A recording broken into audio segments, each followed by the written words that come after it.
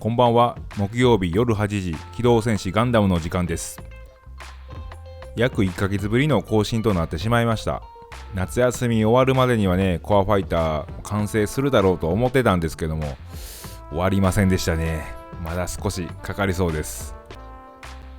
前回は機種の先端部分が完成したということで、ほぼほぼ外観的には完成したような形になりました。残すところキャノピー、ランディングギア、ミサイルにコックピット内部ですか。80% ぐらいの完成でしょうか。 80%？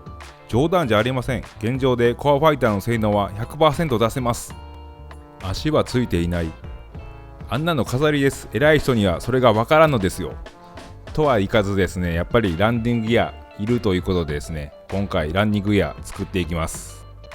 いつまでもこんなコッパで支えてんのはね、冴えませんしね。おしゃれは足元からって言うじゃないですか。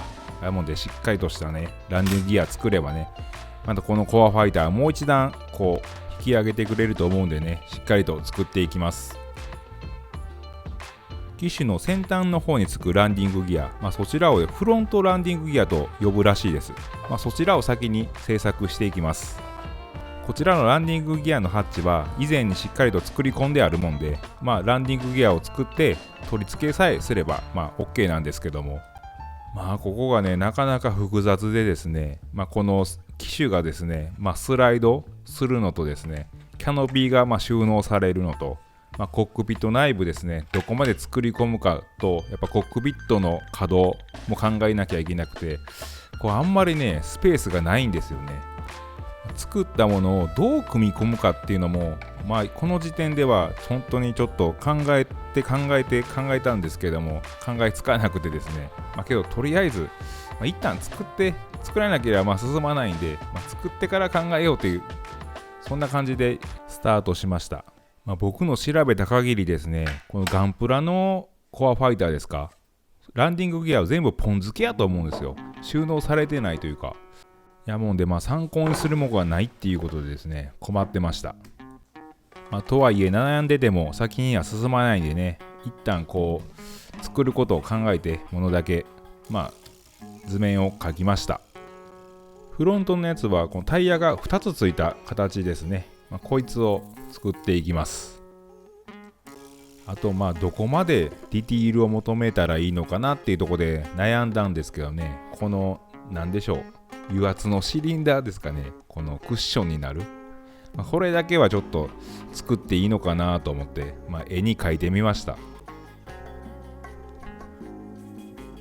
後部は左右に2つ、これをメインランディングギアと呼ぶみたいですね。少しね前輪よりねタイヤは大きいです。タイヤ自体は1つなんですけども、厚みも前輪よりも持たすように作ろうと思ってます。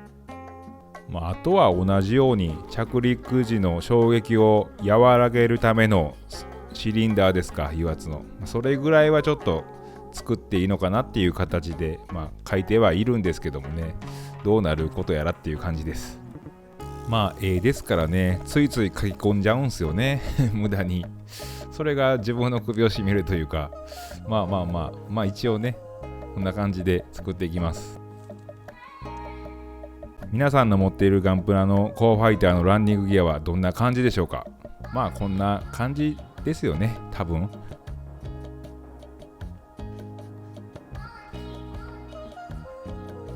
このランディングギアの主軸、円柱ですね、こいつを作っていきます。もう材料はね長いものもいらないんでね、これは翼に使った端材ですね、こういうのをね、活用して作っていきます。なもんで残りの製作のものはね、ほとんどもう端材だけで済むような感じがします。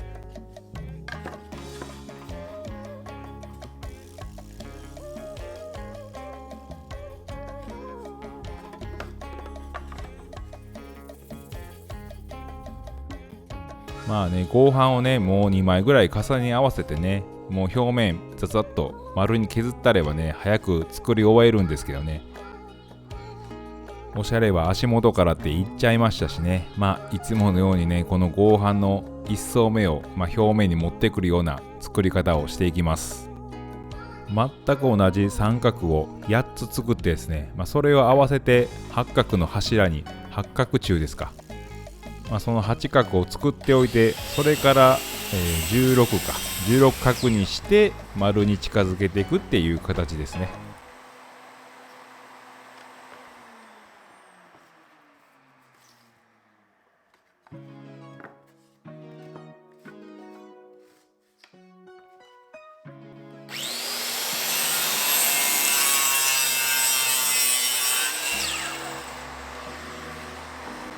あとはひたすら同じ寸法で切っていくっていうだけなんですけどね。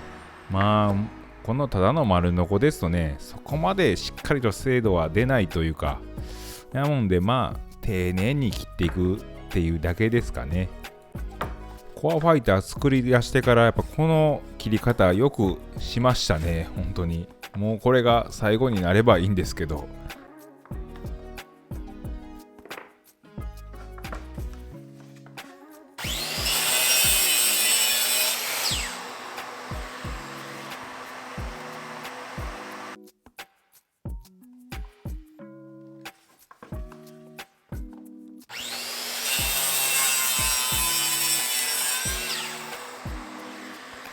これでやっと2カットなんですよね。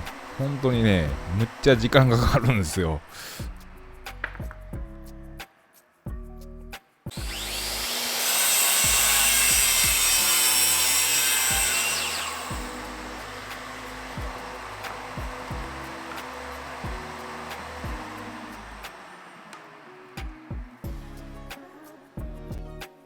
カットするの悔しいんで4つ同時にお見せしました。この8角、この作るだけでね、10分ぐらいはずーっとね、黙って切ってるんですよ。なんかそれね、カットするの悔しいじゃないですか。すいません、ほんと。そんな感じでお見せしました。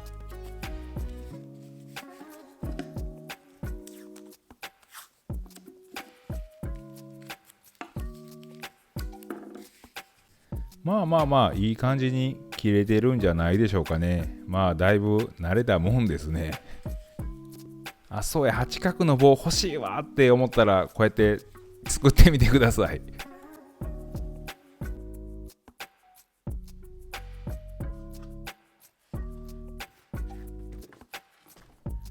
丸のこの角度はね、同じで、切る幅を変えてしまえば大小さまざまな8角ができるのでね、そうやって一緒のように作っていきます。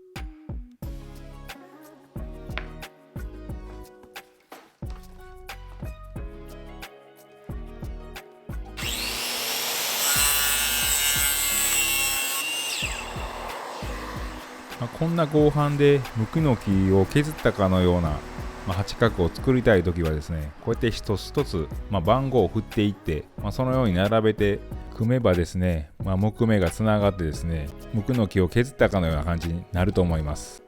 ぜひお試しください。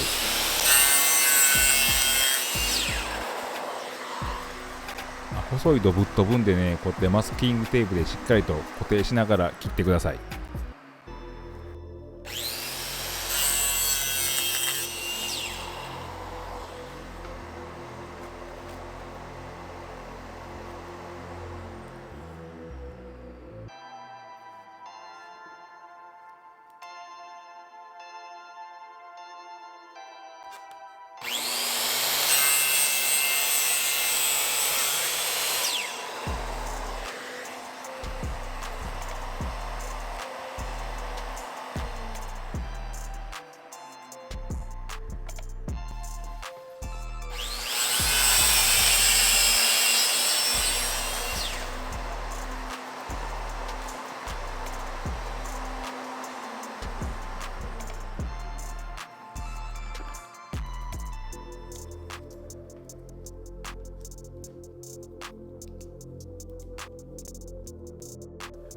また一緒みたいな見せられたって思わないでくださいね。すいません、あれで最後です。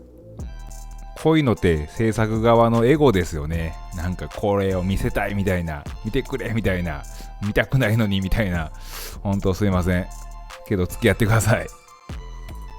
多分ミサイルも同じような作り方しちゃうかもしれないですね。どうしましょう。全部カットでいいですかね。もうミサイルは作りましたよっていうだけでいいでしょうか。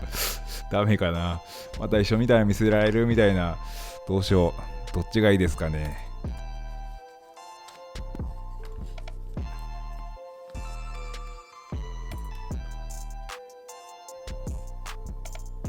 てなふざけた話してる間にまた一つできました。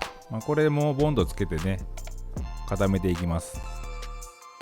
いつも使っているボンドはタイドボンドの赤のオリジナルってやつですね。緑もね手に入りやすいんですけども、緑はね耐水性があるんですけどね、合板なんでね、もう濡れたらダメなんで、安い方の赤を使っています。これ一つ 450ml 入っているやつを使っているんですけども、多分、コアファイターだけで、2リットルぐらいは使ったんじゃないですかね。合板は5枚だけと思うと、やっぱり消耗品ってとこがすごいお金かかりますね。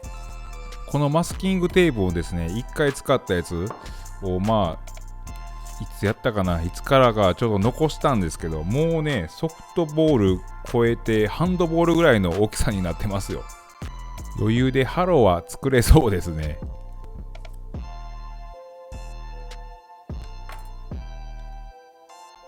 番号を振って目合わせるように組んだんですけどね、正直わからんすね。ちっちゃいんで、もともと目立った木目もしてないんでね、分かりづらいですね。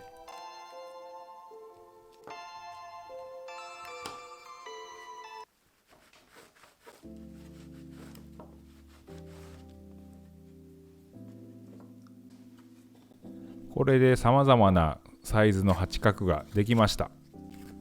すべて同じ系のね8角でもいいっちゃよかったんでしょうけどね、一応このシリンダー部分ですか、この衝撃和らげる上下する部分、そこがやっぱりちょっと真ん中が細くないとちょっと表現できないのかなと思って、違うサイズのものを作ってみました。次はタイヤの製作に入っていきます。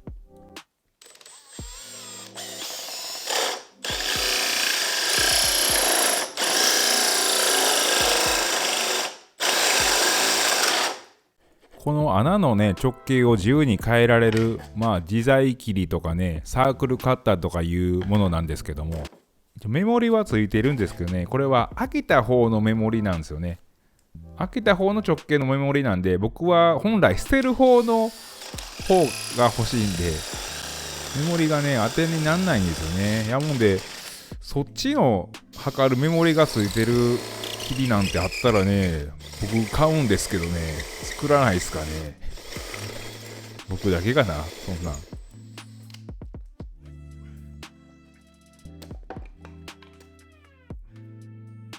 しっかり確認しないといけないんですよね。需要あると思うんですけどね、どうですかね。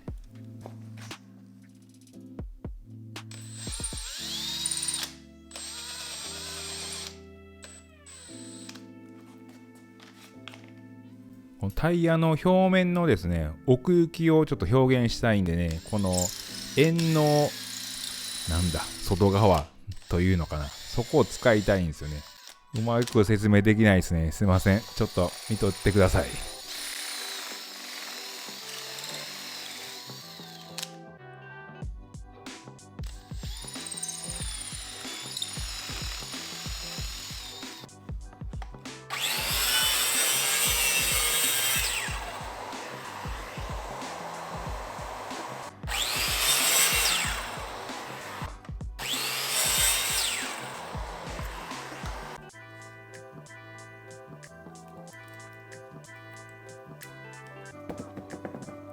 この合板の1層目だけ切り取ったものを使いたいんですね。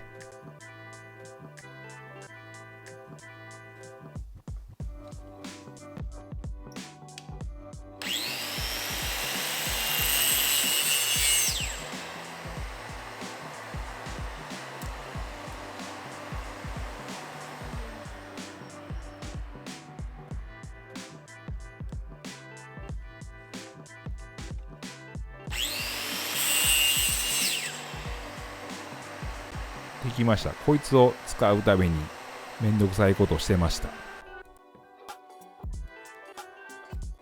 このタイヤの中心部分ですね、これをもう少し太く、20パイだったかなの穴を開けていきます。もう自在切りでね、この真ん中がね開いちゃっているんでね、そこをね太い穴を開けようと思っても切りがねこうブレちゃうんでね、ちょっと工夫して開けていきます。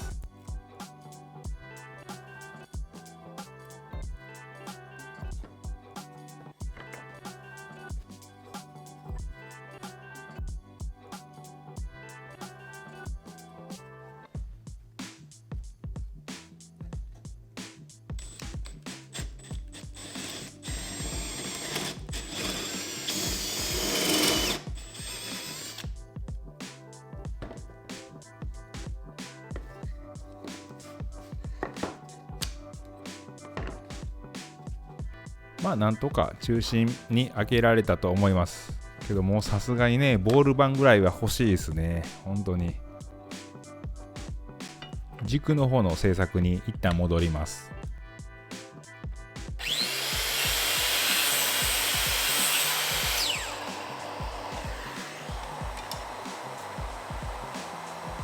切った断面見てみるとよくわかるんですけどね、綺麗にこう後半の積層部分がね揃っているんでね、いい感じに作れたんだなと思います。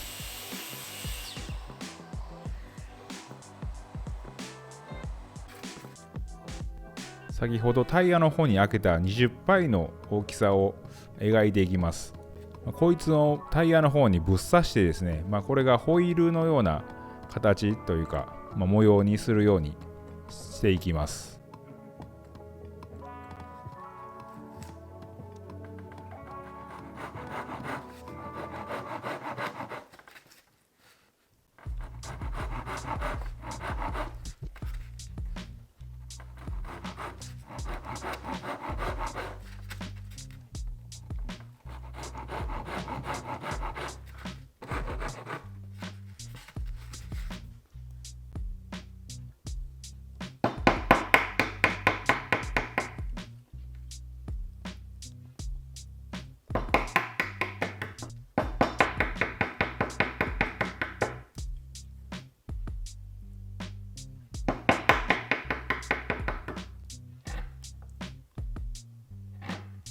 こいつに両サイドタイヤをねぶっ刺してですね、フロントランディングギアの、ホイールっていう形にしていきます。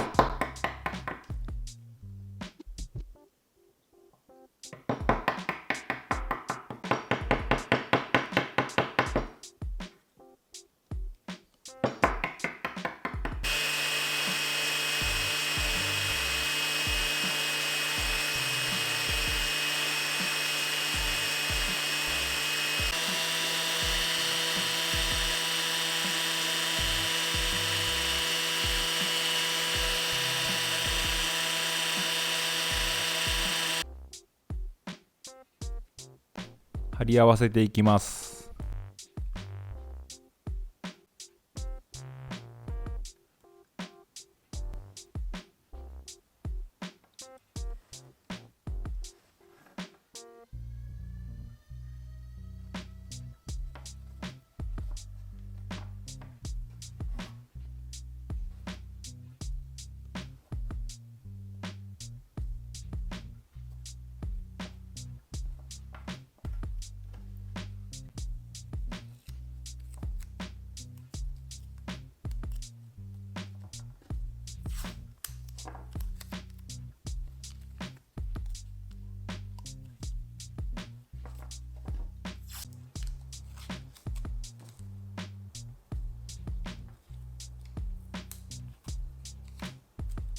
タイヤの表面に奥行きを持たせるということなんですけども、どうでしょうか。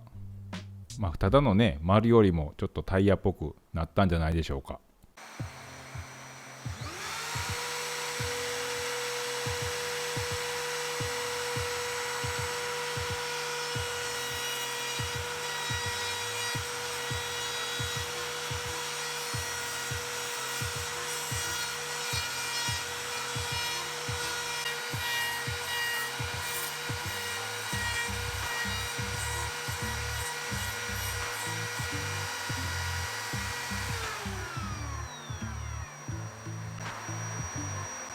また一段とタイヤっぽくなったかと思います。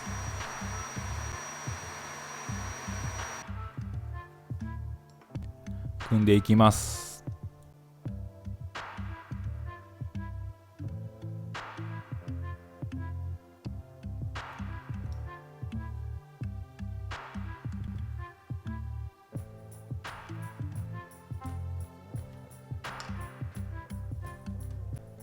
コアファイター、軽いとは言えないですしね、ランディングギアが3点なんでね、どれも騙せないというか、しっかりとしたものを作っていかないといけないんでね、穴開けて通しているんでね、柱の保存みたいで、強いんじゃないでしょうか。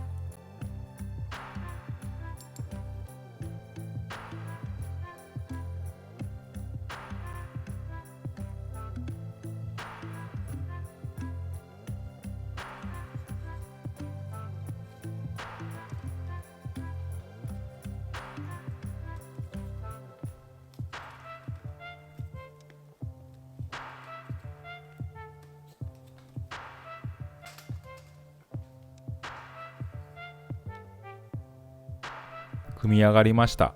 ホイールに模したこの合板の積層部分ですか。いい感じじゃないでしょうか。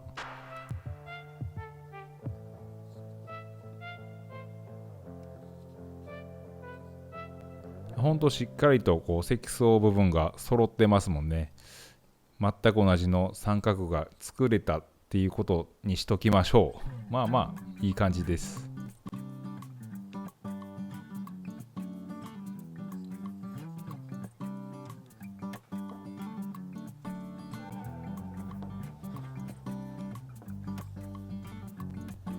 八角に八角を接合していくんですけどね、ここがねすくんでねしっかりと合わせるように作っていきます。四角ならね楽なんですけどね、八角や丸やとね仕事が増えてね大変なんですよね。最近は全然やってないんですけどね、親方のとこおるときは本当に親方丸太が好きでですね、よう何本もね新築の家にね丸太入れるんですよね。若い時はね一日中ね丸太をひたすら削るだけさせられたりねするんですけどね、めっちゃ偉いんですよあれが。それはみんなが通る道なんでしょうね、大工の。そうなんですけどね、けど丸太をね住みつけたりね刻むのって僕もすごく好きでしたね。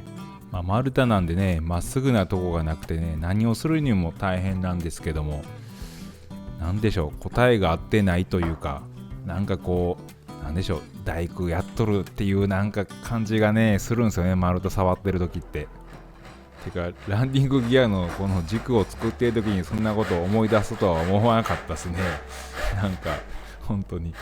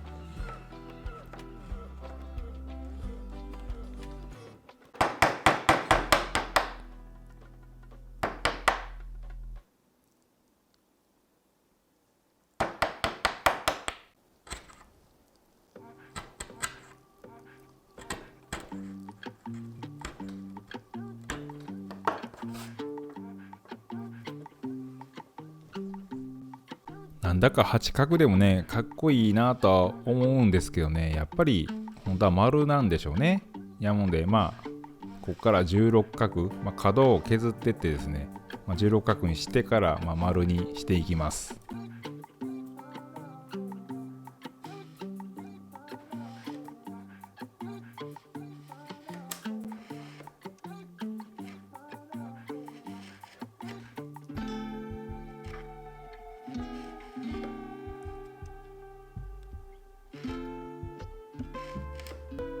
最後はねサンディングするんでね、ペーパーで大体でいいんですけどね、ここでねしっかり揃えておくとね、後のサンディングが楽なんで、しっかり整えていきます。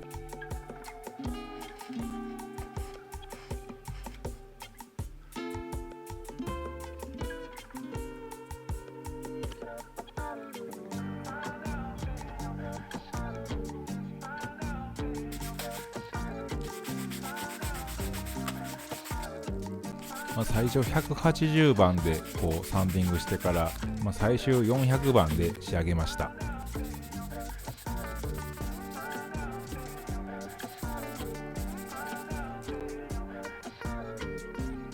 ほぼほぼわかんないとは思うんですけどね、ちょっと面を取ってみました。こういうところがね、積み重ねで差が出てくるんでしょうか。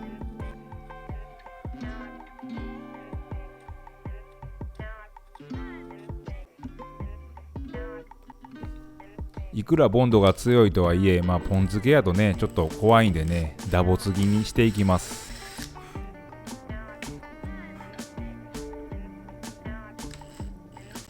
そんなに深い穴じゃないんでね、あれなんですけども、こう直角にねこう穴を開けるっていうのは難しいもんでね、やっぱりもうボール板がいりますね。ちょっともうちょっとしたら欲しいですね。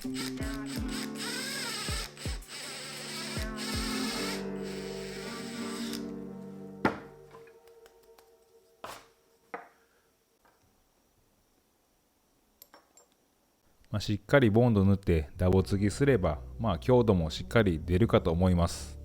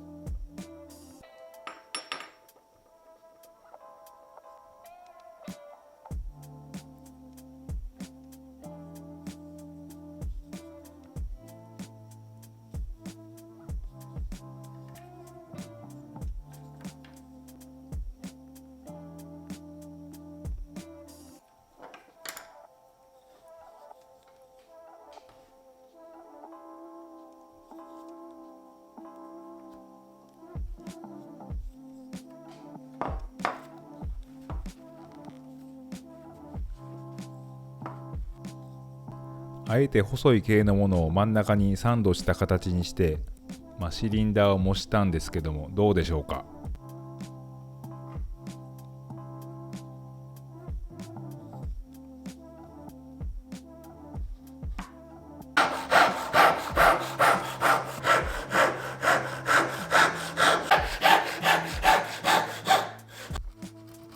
今作っているものは何っていうものなのかちょっとよくわからなくて、調べたんですけども、この主軸をですね斜め方向に支えるサイドステイだったりロッキングステイとかね、いろいろねトーションリンクなんか呼ばれたり、何なんでしょうね。とりあえずこの二重を分散させるような、構造のようなもんならしいんですけども、図面にね、書いたんでね、一応一緒のような感じで、切り取ったんですけどね、やっぱこれはちょっと納得いかないですよね。これは作っとって途中で思ってはいたんですけど、これはもう僕じゃないと思って、これはねぽいですね。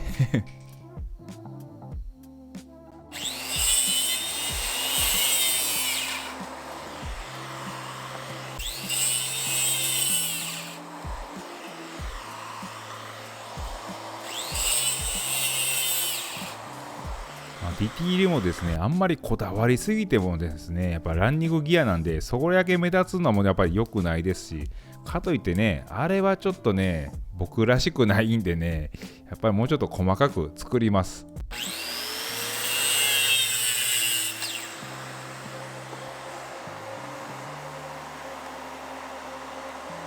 細かくといったものの、本当にめちゃめちゃ細かくなりすぎとるみたいな感じはするんですけどね、このまま作っていきます。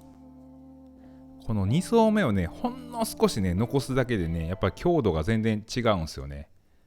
1層目だけどパリって割れちゃうんですよ。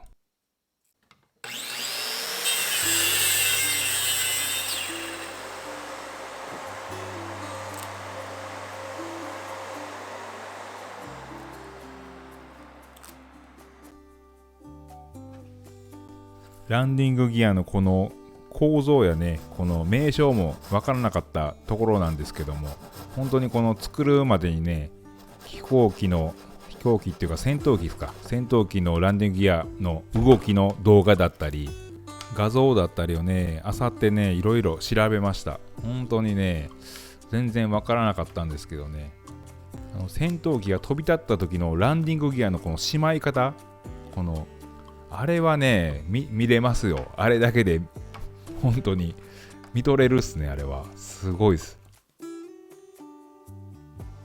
まあけどこのコアファイターのランディングギアは、あんまりこうごちゃごちゃさせずに、シンプルかつランディングギアだと分かるようなね、タイヤポンとついとるプラスちょっとワンポイントね、なんか少しだけみたいなのを目指してました。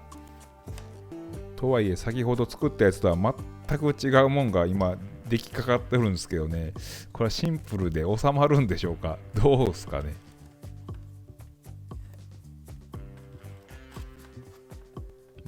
本当に今日こういう細々したやつはすごい楽しいですね。いや本当にこれはずっと夜中できました。もう絶対的にこういう作業ってやっぱり静まり返った夜中ですよね。もう本当にコックピットなんてもう多分ずっと夜中やろうかなと思うぐらいですね。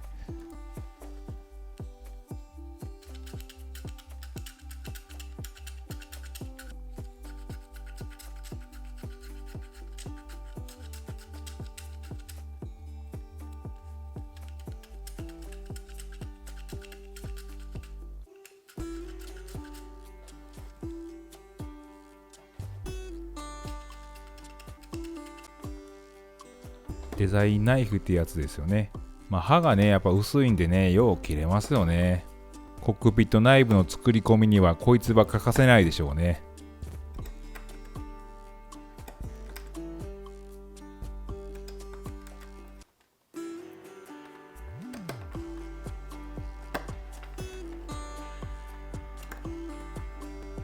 両サイド丸みを帯びさせました。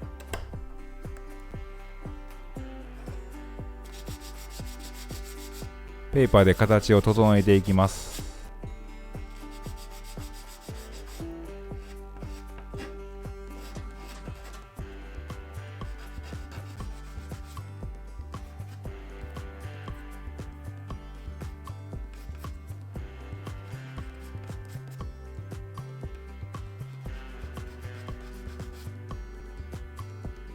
最初のとは全くの別物ができてこようとしています。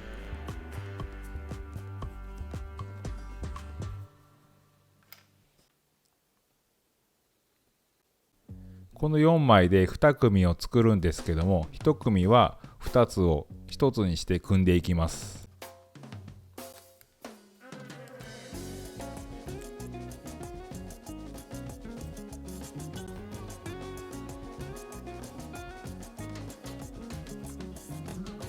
先端が細ばった方だけ穴を開けていきます。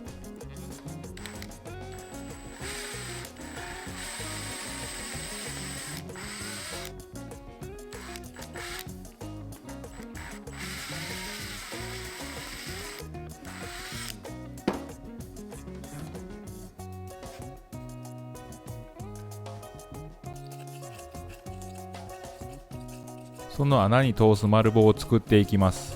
先端が3ミリぐらいですね。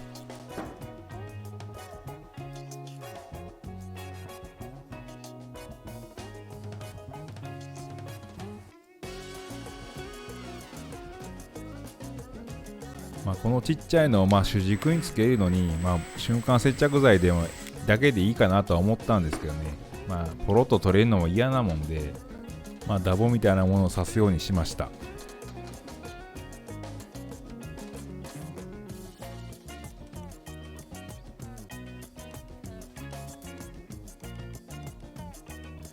これはですね、なんて説明したらいいのかよくわからないんで見てください。そんなところいるって多分思うと思います。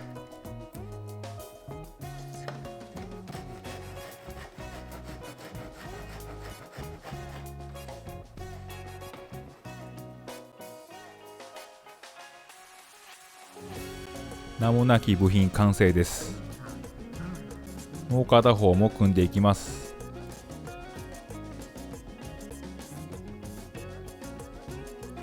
先ほどの部品です。まあいるっすね、これ多分。いらんわけにいかないか。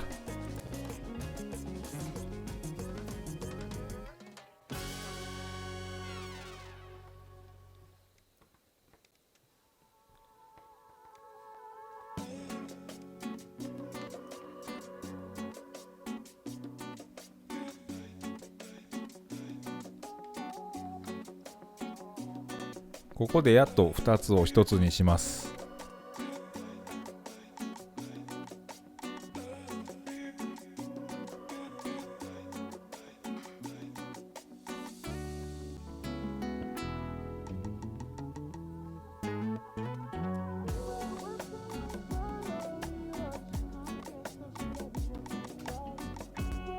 本当に最初のとは全くの別物ができてしまいました。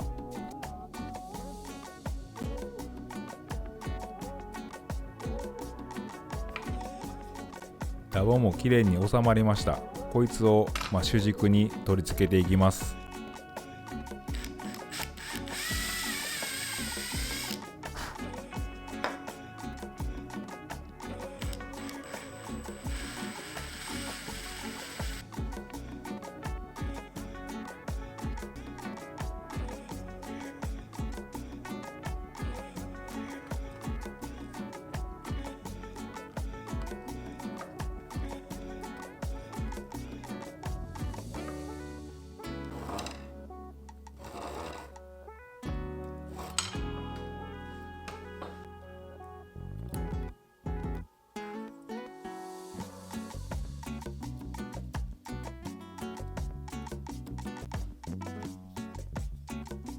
完成しました。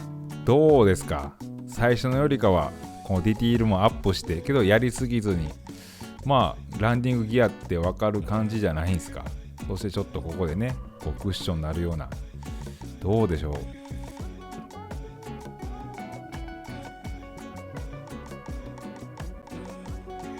全然違う。俺はゴミを取り付けようとしてたみたいですね。いやー、やってよかったです。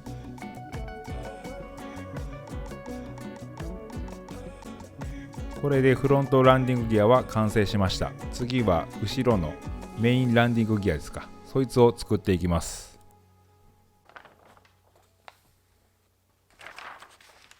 追加で横からの図面も描きました。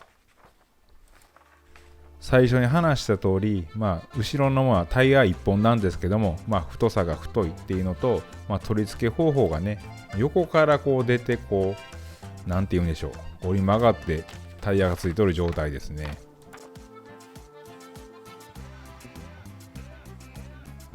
後輪の方がちょっと厄介な感じはしますね、これ。2つ作らなきゃいけないですしね。なんとかやっていきます。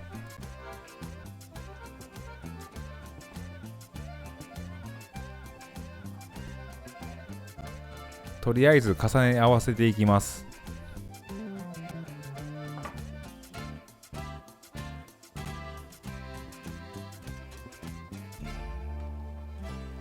今度は1枚貼り合わせるんじゃなくて彫って表面の深みを持たせてあげます。真ん中は一緒のように20パイの穴を掘っていきます。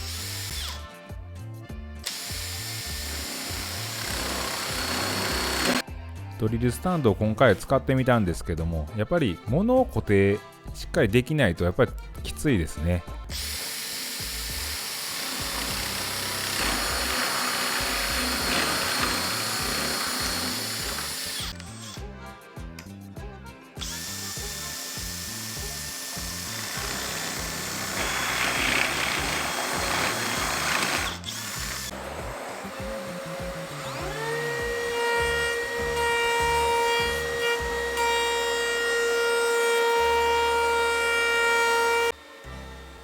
前輪のように貼り付けずに、掘って、こういう表現したのはですね、この収納するところ、タイヤのそこがもういっぱいいっぱいなんですよ、幅が。やもんでタイヤを太くこれ以上できなかったので、こういうようにしました。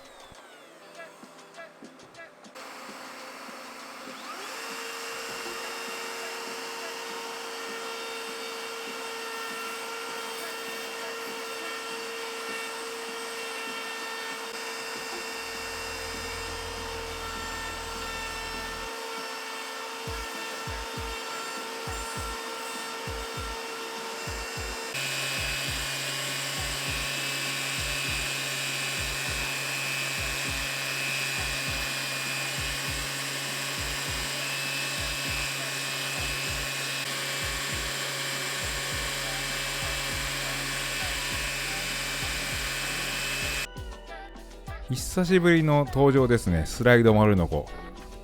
やっぱり手よりしっかりね、正確に切れるんでね、使えるものは使っていきます。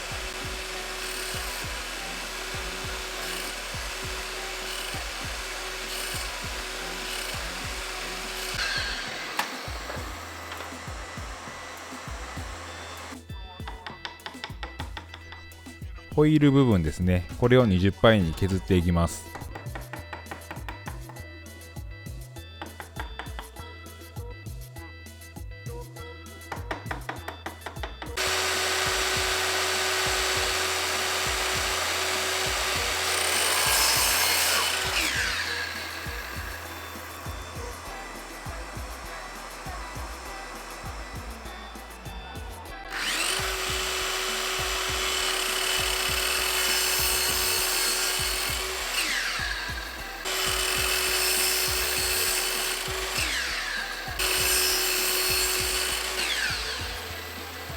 3分割や4分割して、90度曲げる R にすればもっと滑らかな R ができたんですけども、ボンドで接続するだけなんで、それが多ければ多くなるほど弱くなるのかなと思って、2つで90度曲げました。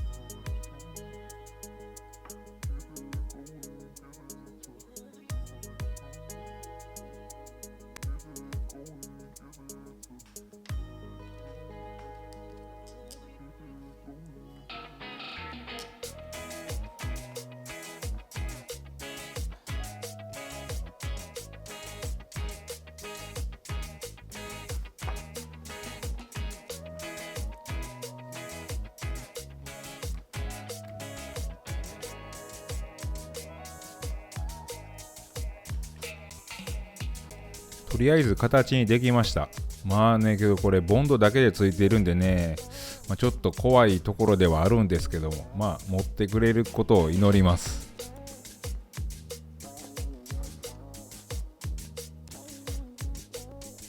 前輪がね丸にしてあるんでね、後ろもねやっぱりちゃんと丸にしなきゃいけないと思って削りました。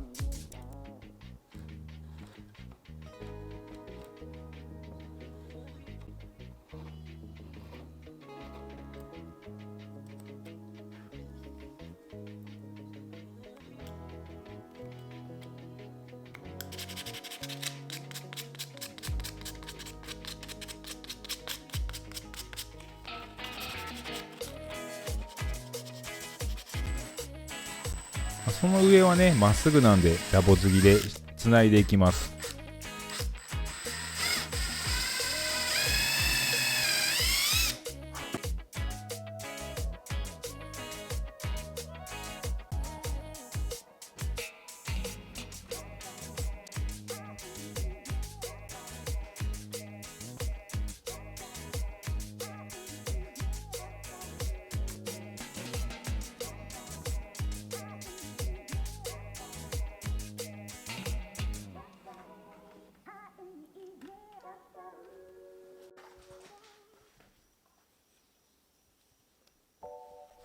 一番根っこの部分は六角のままにしました。めんどくさいからとかじゃないですよ。ですね、ほとんど見えないですし、そこが稼働するわけなんですけども、丸よりも角があった方が、面でつくんで、しっかりするかなと思って残しました。後で、分かっていただけるかなと思います。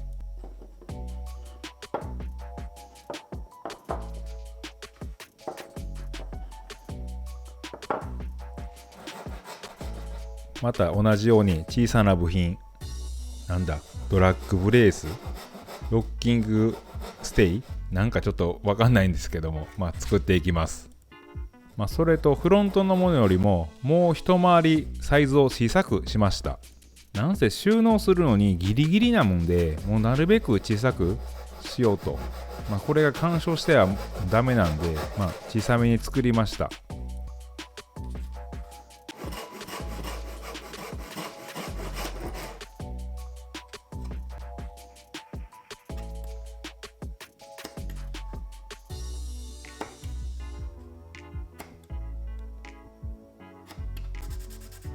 こういう細かいものを触るときは指がもう少し細きゃいいかなと思いますね。大工しとったっていうかしてるんで、やっぱ指太なってくるんですよね。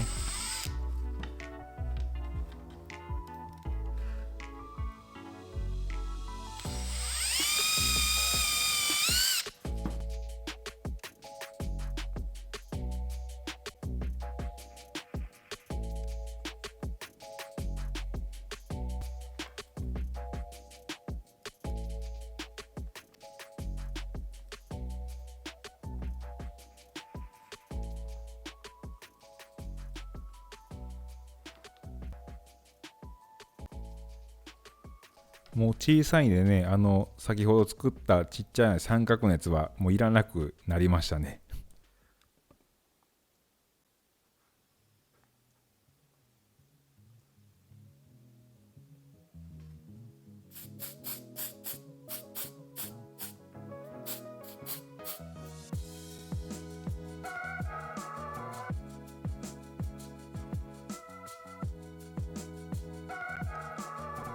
これで後部のメインランディングギアも完成しました。どうですか？なんかいいっすよね。これはこれでかっこいいかなと思います。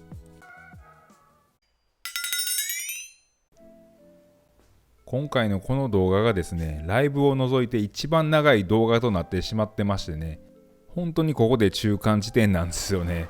だいぶ長いです、これからも。けどね、こっから本当に見ものなんですね。本当にこっから見てください。気合でなんとかお願いします。先に後部のメインランディングギアの取り付けから行っていきます。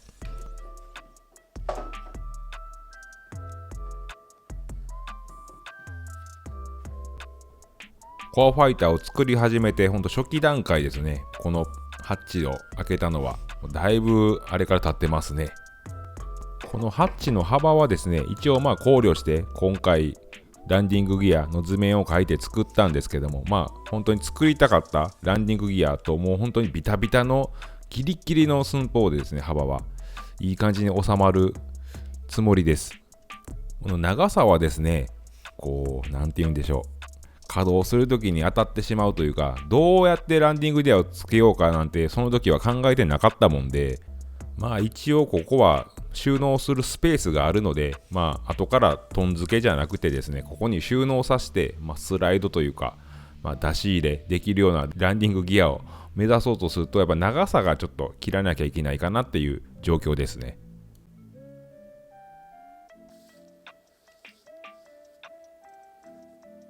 ランディングギア稼働の図面もしっかり描きました。こっちがですね、コアファイターの外装部分ですね。斜めの今書いてるとこが。ここが開口部ですね。今作ったランディングギアがギリギリの寸法になってます。動きとしては簡単ですね。一つ軸を決めて、こうやって動かすような形なんですけども。頭の中ではね、分かっていてもね、やっぱ再現するのはすごい難しかったですね。この可動のね、一点決めるのもね、すごく難しくてですね、上に持っていければミサイルの収納も当たってきますしね、下ですとね、収納するときに収納しきれなくなってですね、この1点決めるだけもね、かなり時間を要しました。そしてランディングギアのこの前後の位置ですね、これもね、かなり考えましたね。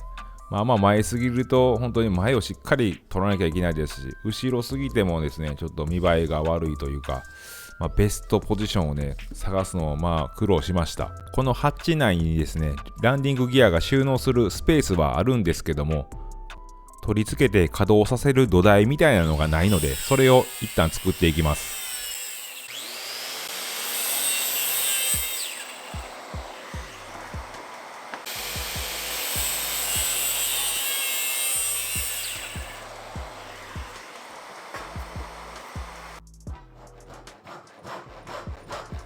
コアファイター内部はこういうものを取り付ける想定をしていないのでね、こういう土台を今作っているんですけども、説明しがたい形のものになりました。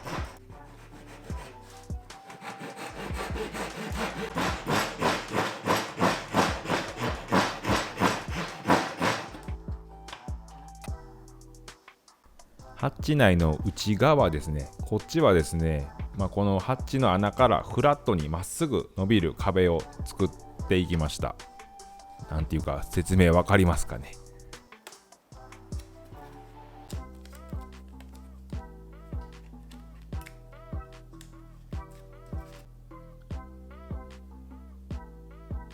このハッチ内のですね、右側というか外部側ですかは何もないのでね、このハッチ内内側からの平行な壁を一旦作ってやる必要があるんでね、それが先ほど切ってたいびつな板になるんですけどね、こう説明なんとかうまいこと伝わりますかね。下手くそですいません。ただただこのハッチ内に平行な壁を作りたいわけなんですね。これで伝わりますかね。今掘り込んだのは背のコンパネですね。このハッチ内に必要な空間の幅に切ったコンパネなんですよ。こいつが入るってことはこの空間が保たれとるということと、今こうボンド乾くまでの圧着剤になるっていう感じで掘り込みました。絶望的に説明が下手くそですいません。もう片方も同様に作っていきます。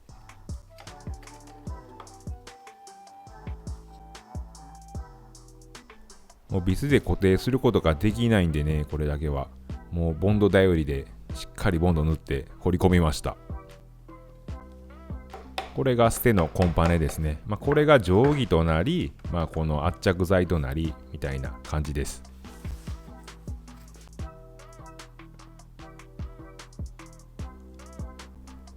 ちょっと分かりにくいんですけども、両サイドこれで、壁ができましたね。こいつに、土台を取り付けていく形になります。土台を作っていきます。これは可動の軸の穴を開けているところです。ただただ 12mm の合板に、穴を一つ開けるだけなんですけどもね、幅がギリギリなんでね、少しでもずれてね、こう稼働しちゃうとね、入んないと思うんでね、こんなこともね、しっかりと慎重に開けていきます。この4つのパーツを1つにしたものが土台となります。あの隙間に掘り込むのにですね、いろんなところが干渉するので、こうやって裏を取ったりはしてですね、なんかうまいこと収まるように作りました。行き当たりばったり感満載ですが、なんとかできると思います。この小さいコッパはですね、可動域を制限するストッパーになりますね。後で見てもらえると分かってもらえるかと思います。とりあえず組んでいきます。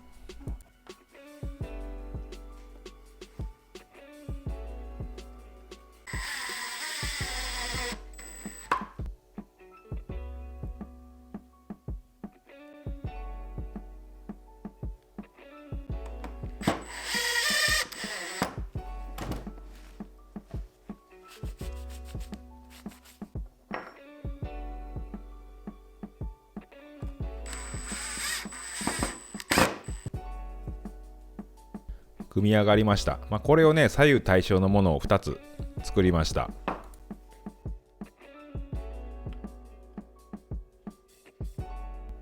軸の穴開けですね。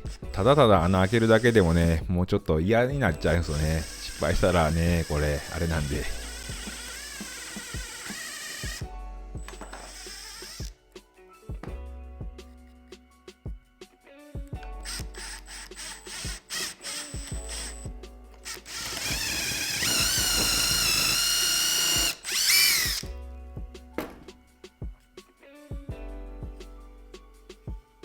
7ミリだったかな、8ミリだったかな、丸棒を作りました。ちょっとね、長めのものが欲しかったのでね、やっぱりもう作っちゃえと。これはちょっと欅になっちゃうんですけどね、端材の家にあったもんで、硬いし、これで作りました。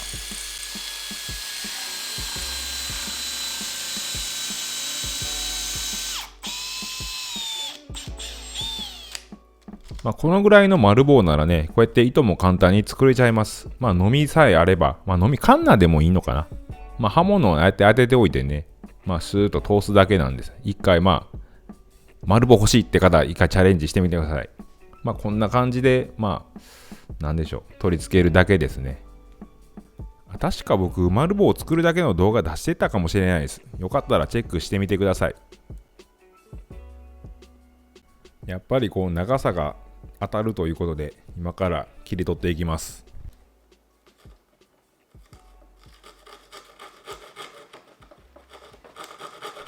ほぼほぼ出来上がったものにこうやってノコを入れるっていうのはやっぱなんか嫌なもんですね。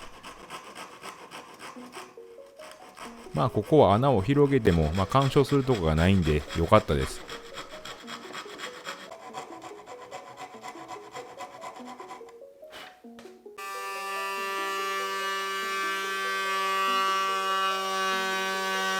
マルチツールという道具なんですけどね、こいつは本当に便利な道具ですね。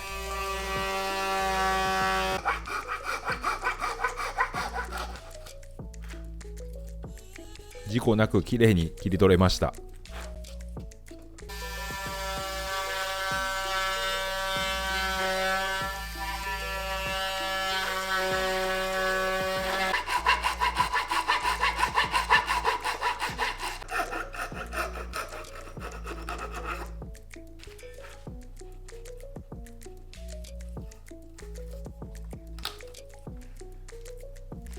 可動軸の穴開けですね。これは本当に慎重にというか、水平垂直をしっかり見て穴開けてきました。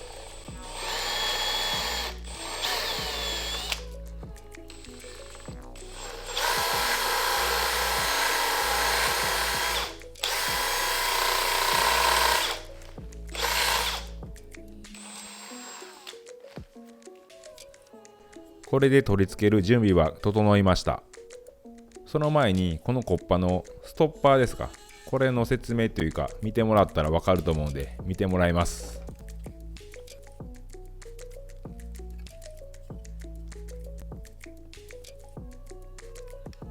こっちが収納状態ですね。そして開けた時にここでストップするという、ほんとただただ単純なもんですね。こんだけのもんです。これで開いていかないというか、少しこの90度よりも少し角度持たせてるんですよ、外向けて。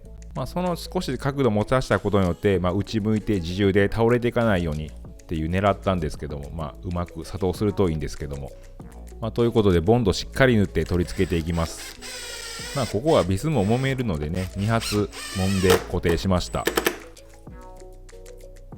逆サイドも同じように取り付けていきます。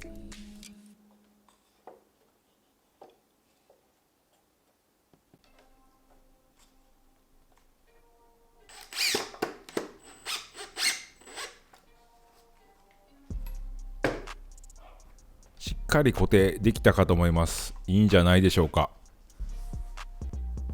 ランディングギアを出しているときはコアファイターの真下になって、覗き込まないと見えないぐらいだと思いますし、コアブロックにしているときはこの蓋を閉めている状態なので、ほぼほぼ見えないと思うんですけれども、一応念のためというか僕のこだわりで、合板の積層部分を消していきます。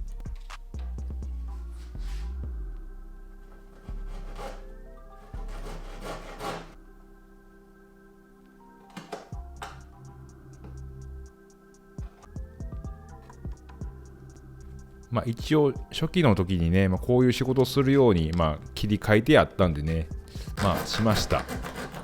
最初の頃から狙ってるとこはブレてないんですね。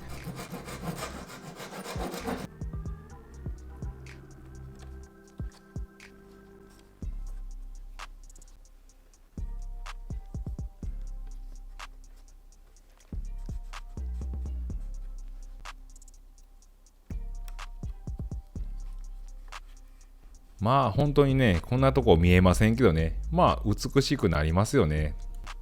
この土台の積層部分を消していきます。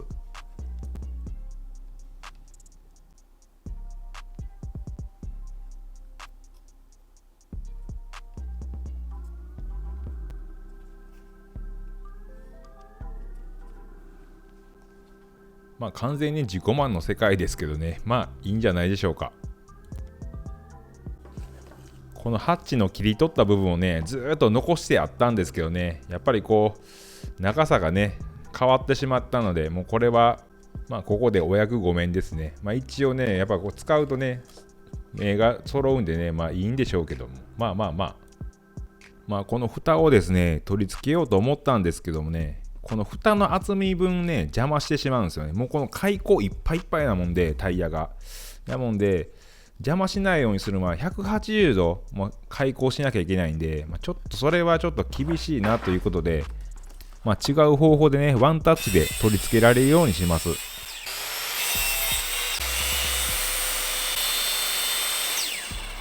新しくハッチを作っていきます。多分ここも観音開きやと思うんで、これを真っ二つにして観音開きにするようにしました。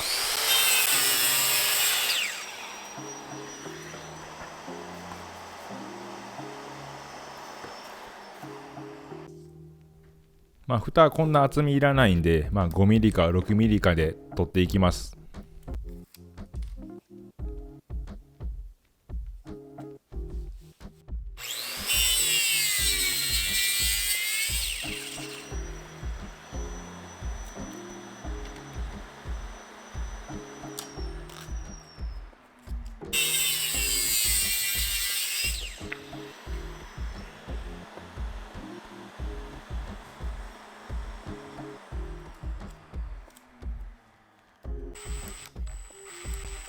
他の方法とは言ってもね、このマグネットで取り付けるようにしました。こいつが一番仕事も簡単ですし、脱着もね簡単なんでね、これを採用しました。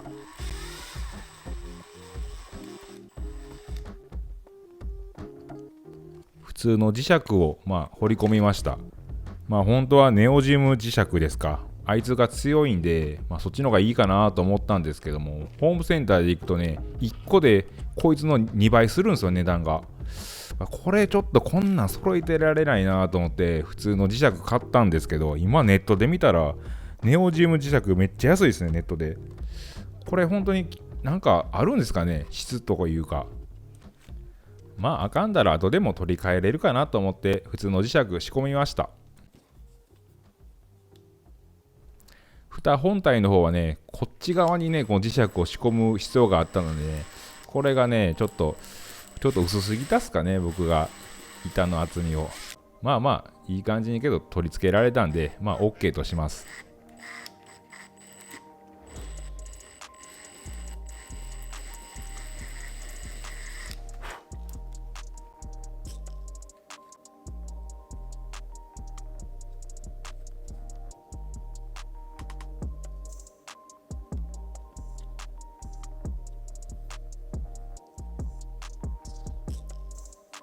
早速取り付けてみました。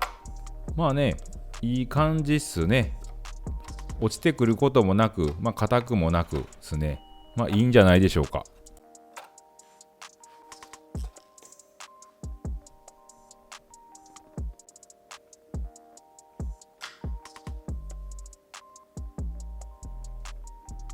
あとはビス頭を埋めて、サンディングしたら、ここは終了じゃないでしょうか。僕はもうねだいぶ見慣れてはきたんですけども、このコアブロックになる体勢すごくかっこよくないですか。動画の最後にね少しお見せするんでご期待ください。むちゃくちゃかっこいいですよ本当に。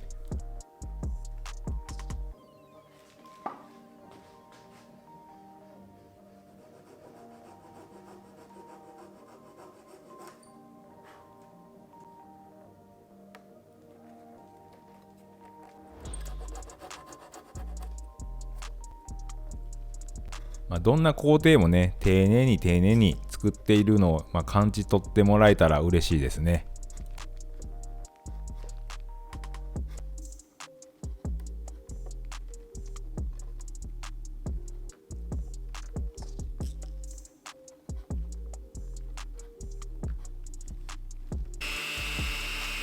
すべてサンディングして取り付けに入っていきます。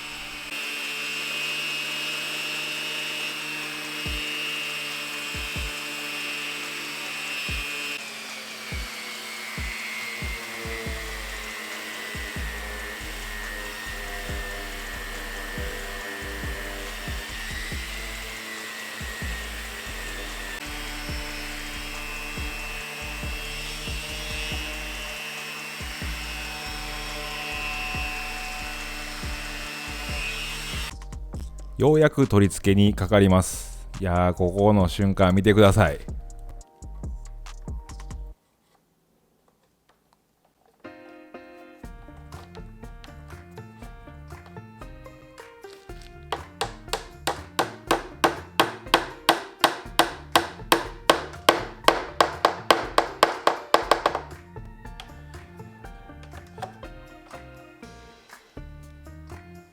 スッと入ったんですけど、やばくないですか？ここ超絶ギリに入ってるんですよ。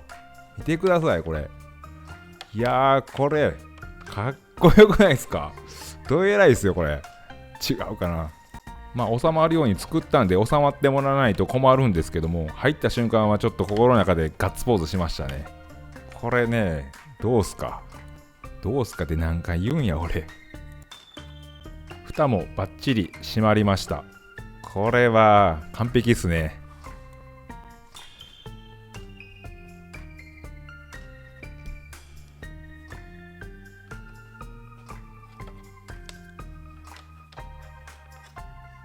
開けるときは2つ両サイド取って、片方ね、これつけれたらよかったんですけど、これ取り付けれなくて、片方はね、干渉することないんで取り付けれました。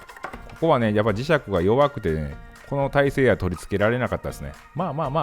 これでいいんじゃないでしょうか。妥協が早いですね、僕。もう片方も取り付けていきます。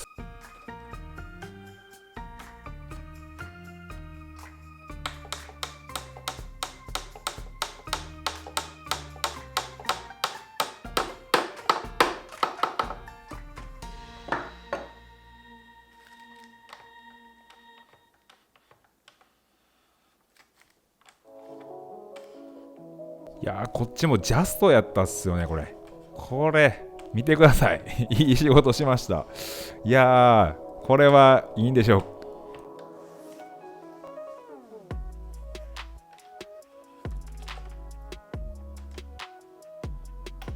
う。いやー、かっこよくないですか？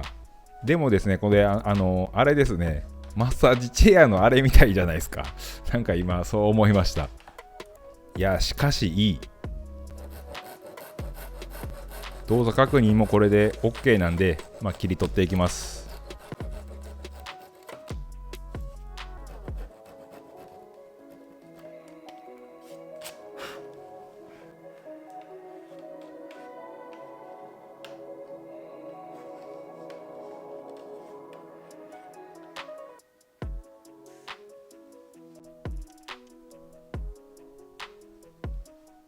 いやー、これ取り付けただけでなんか一気に雰囲気また変わりましたよね。どうすか？これどっから見てもこれ。いやー、いい仕事しましたね。これは本当に。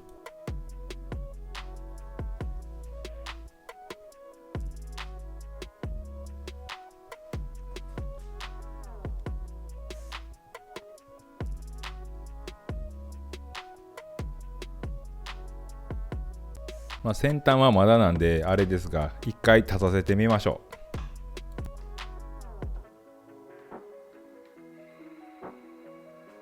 う。いやー、いいんじゃないですか。これほんとファーストテイクやったんですけど、いや、いい感じでピタッと収まりました。いや、本当にね、ここで甘いとね、ガサンってね、取れたりしてね、大惨事やったんですけど、本当に、これ、いい感じ、いい感じ言い過ぎやな。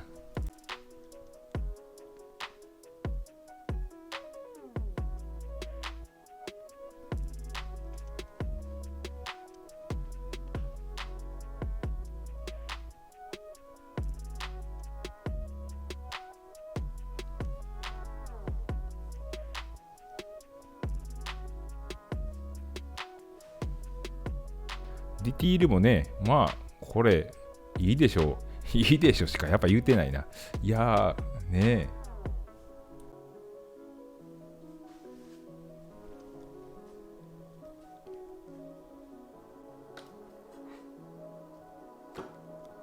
まだ先端部分の仕事が残っているんですけどね、一回羽を広げて見てもらいましょう。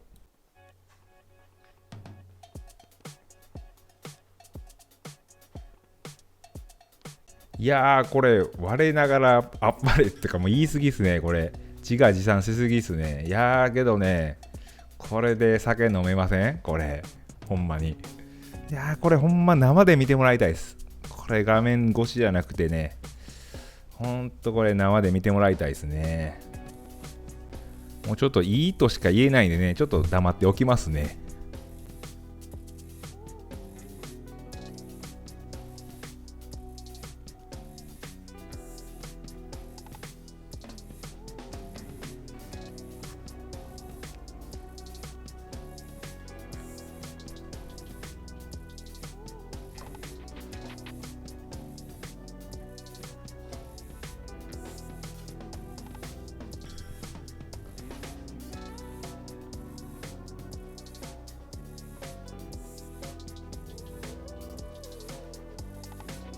そしてフロントランディングギアの取り付けに入っていきます。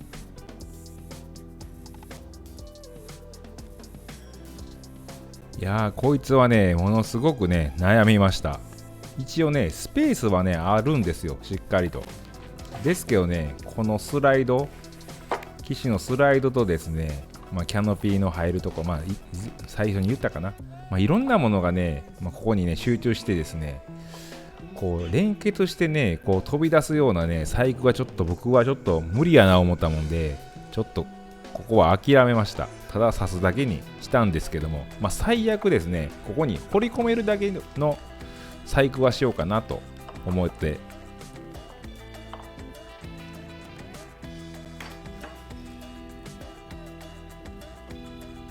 いやーもうねこれ作っている冒頭からずっと悩みながら作っててね、もう結局答えが出ずにですね、それでもなんとかと思いながらね、作ってたんですけどね、ほんとこれは悩みましたね。なんかいい案あったらねまた教えていただきたいですね。まだ完全に終わるまではねなんとか組み込めると思うんでね。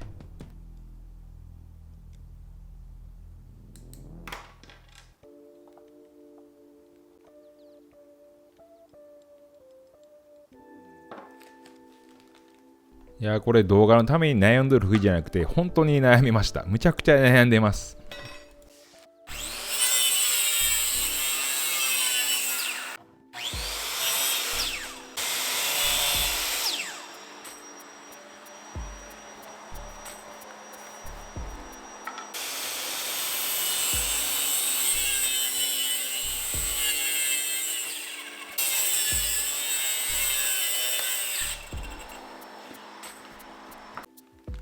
それでも僕のない知恵絞ってね、今最善な策を考えて取り付けました。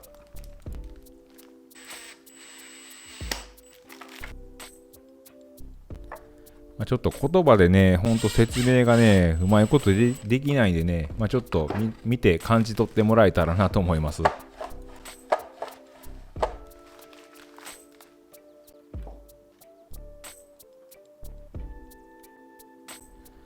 上を勾配に切ったものを延長しました。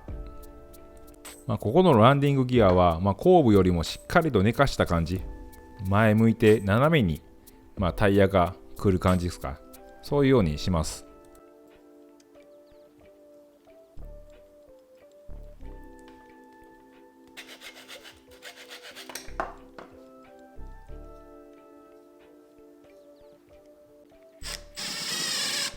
こいつが刺さる土台ですね。こいつも斜めに穴を開けていきます。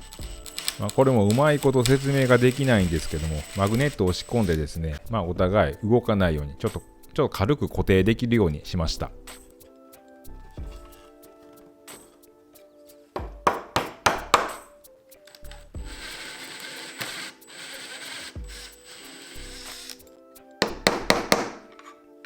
これでフロントランディングギアの取り付けの土台は完成しました。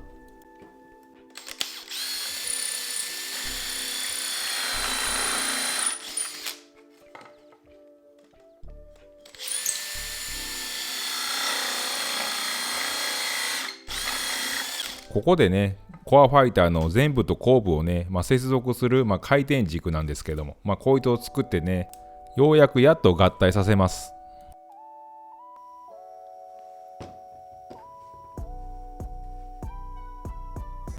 この丸のね、軸をね、点にコアファイターの機種が180度回転してですね、コアブロック形態になるとても大切なパーツです。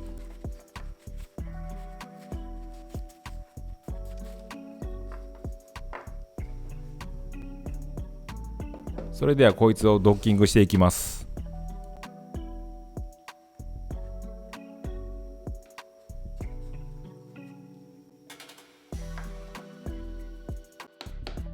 丸穴に対してですね、遊びがほとんどないように丸軸を作りました。ここは軽いよりね、しっかり硬いぐらいがいいかなと思ったんでね、ジャストサイズじゃないでしょうか。この回転軸の位置ですね、これはね、ものすごくね、考えました。少しでもずれてるとですね、やっぱこう回転させるときにいろんなところに干渉したりですね、いいところに戻ってこなかったりしてですね、もうこの位置出すだけでもね、かなり時間かかりました。何回も見直してね、開けた穴なんでね、いいとは思うんですけどね、ここはね、すごく緊張しました。ベストな位置にね、開けていないとですね、回転もしないですし、干渉してね、途中で止まるようなこともあるんでね、でもね、見てください。いい感じに、ここはよしっていうよりか、本当にホッとしました。これがね、違ったらね、もうね、かなり大手術しなきゃいけないんでね、本当にホッとしたところです。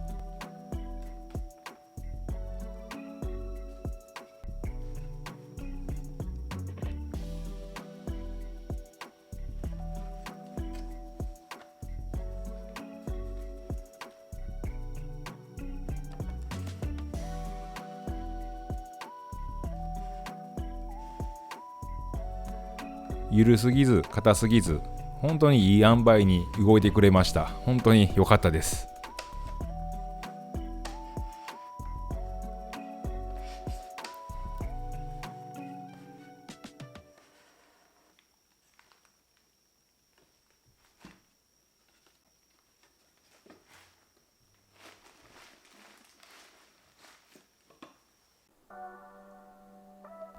ようやくこの動画のフィナーレが近づいてきました。最後にね、フロントランディングギアも取り付けてね、今まで作ったパーツも全て取り付けて、完成形を見たいと思います。こいつは脱着式なんでね、ボンドはつけずにね、ただ刺してあるだけです。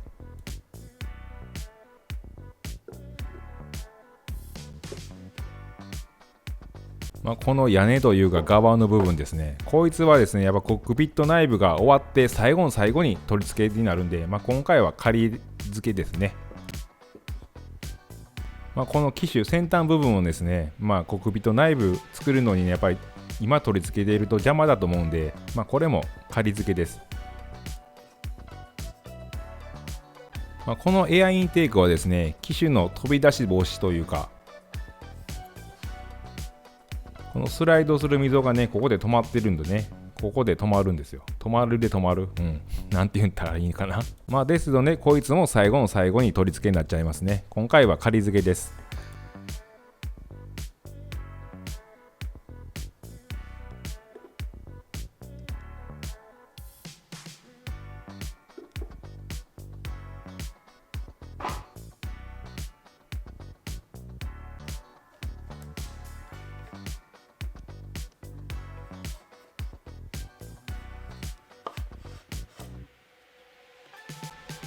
フロントランディングギアの土台になりますね。こいつはですね、スライド式にしました。ランディングギアを取り付けるときはですね、この機種はね、前にスライドしているんですね。その分、この土台を後ろにスライドさせるみたいな、なんて言ったらいいんでしょうか。とりあえず仮に取り付けていきます。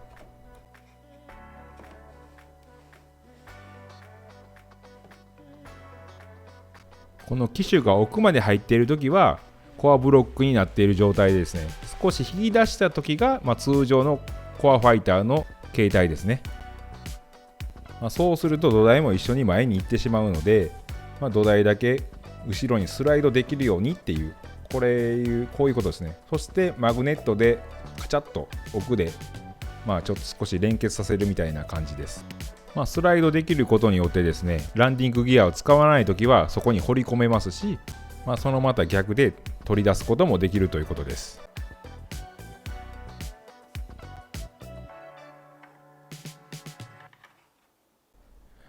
ランディングギアを取り付けていきます。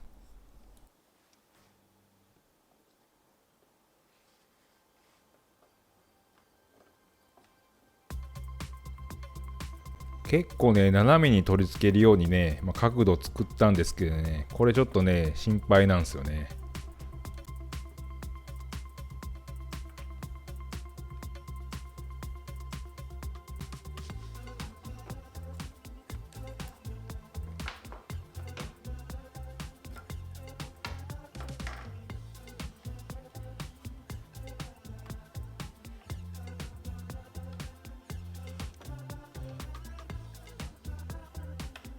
もうこっちは言うことないですね。バッチリです。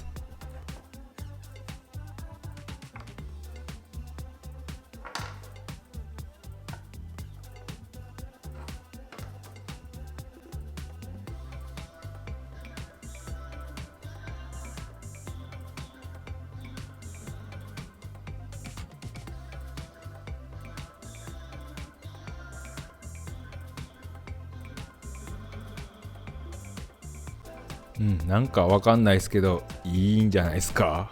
かっこいいですよ、これだけでも。いい感じね、ランディングギアが、映えとるんじゃないですか。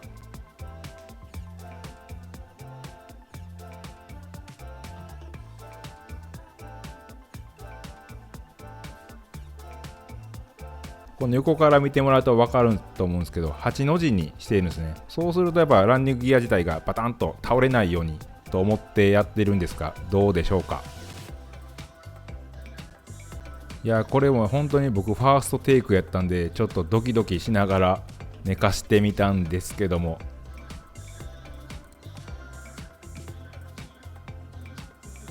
よしっすね。いい感じに収まってます。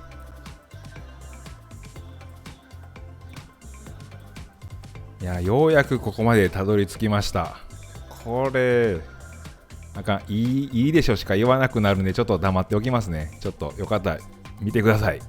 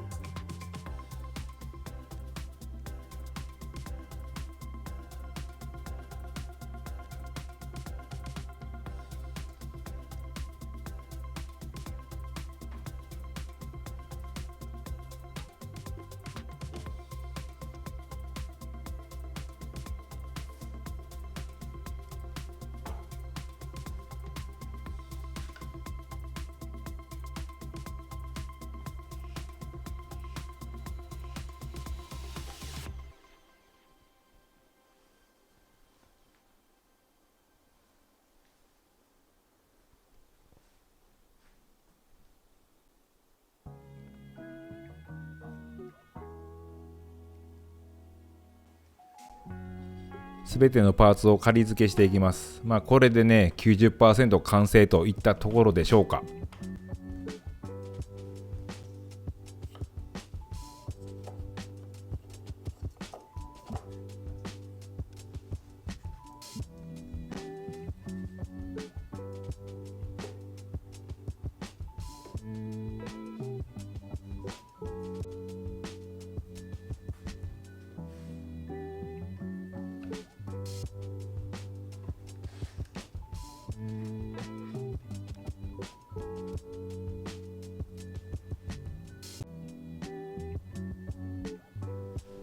いやー、やっぱりランディングギアつけただけでね、後ろからのね、これむっちゃ映えますね。むちゃくちゃかっこいいですよこれ。本当にいやー、ノリで始めたガンダム制作なんですけどね、ほんとようここまで来たなと思いますね。コアファイターも。いやー、これはですね、これまあこれまで本当に魂込めて作ってきた、一つ一つのパーツがですね、こうやって集約されたらですね、やっぱりね爆発してますね。これはいいもんができたんじゃないでしょうか。ちょっとね、僕うるさいんで黙っておきますね。皆さんよかったらいっぱいコメントや意見ください。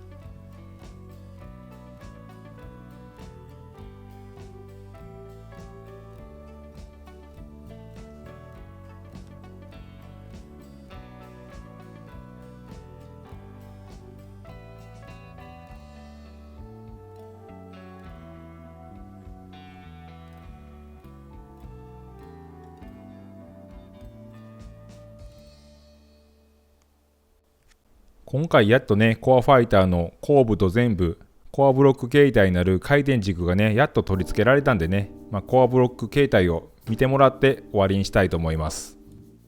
こいつが先に言うときます。もうむちゃくちゃかっこいいですからね、期待しててください。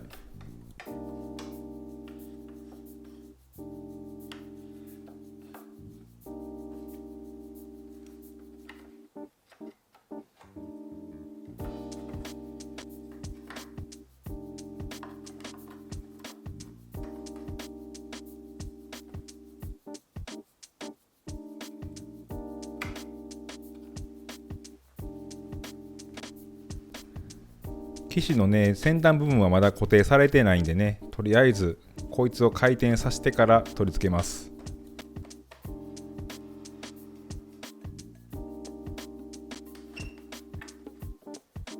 この尾翼ですか、これもね、すっごいギリギリでスライドしてね、もうジャストなんですよね。これをまたいつか見てもらいたいと思います。ここで機種を差し込んでくるっと折りたためばいいんですけど、機種がねやっぱ少しね出ちゃうんですよね、先端部分が。なもんでね、安定して置けないんでね、ちょっと困りました。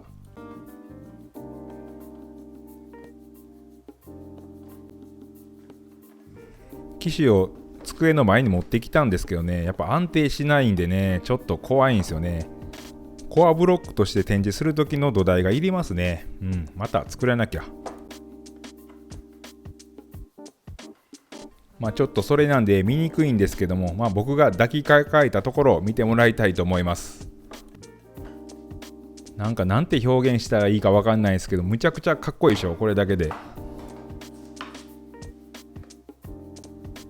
大きさもだいたいこれで分かっていただけるんじゃないでしょうか。180の僕がですね、なんとか抱きかかえられる大きさですね。これで屋根というか側をつけたらもう完全にコアブロックス。どうすかこれ。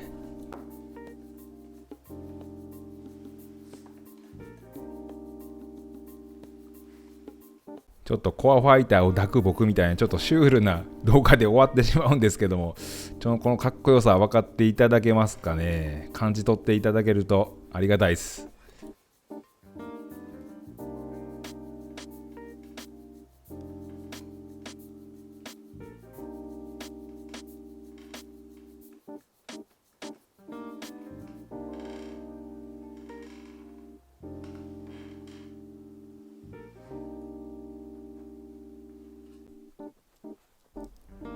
最後にね、僕の100分の1のコアファイターと比較して終わりにします。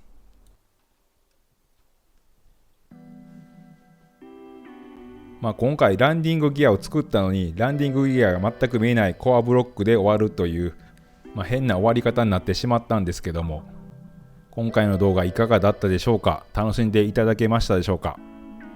残すところミサイル、キャノピー、コックピット内部となりました。もう少しで終わってしまう寂しさもあるんですがね、ガンダムが残っているんでね、このまま頑張って作っていきたいと思います。とりあえず完成したらコアファイター単体で展示会したいんですけどね、それまでに完成披露ライブはしたいと思いますので、ご期待ください。本当に長い動画でしたが、最後までご視聴ありがとうございました。気軽にガンガンコメントを残してください。すごい励みになります。もしよかったらいいねとチャンネル登録よろしくお願いします。またいつかの木曜日に会いましょう。本当にありがとうございました。